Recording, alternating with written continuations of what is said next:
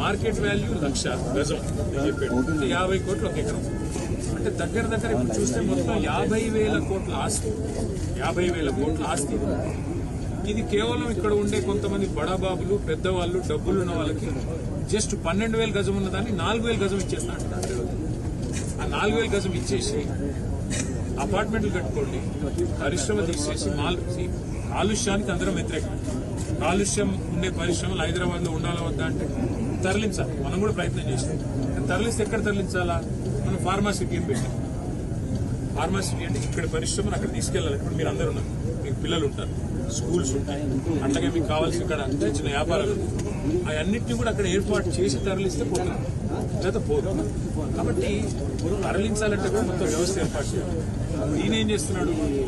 ₹1,00,000 గజం ఉన్న దాన్ని కొంతమంది బడా సీట్లు 4,000 గజాలు.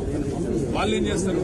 వీళ్ళ అన్నదమ్ములకు, వీళ్ళ ఇక్కడ కాంగ్రెస్ లీడర్లకు బ్యాక్ ఎండ్ లో ఒప్పందాలు చేసి ఒక 10 తరాలకు సరిపడా ఆస్తిని కూడబెట్టుకునే ప్రయత్నంలో ఉన్నారు.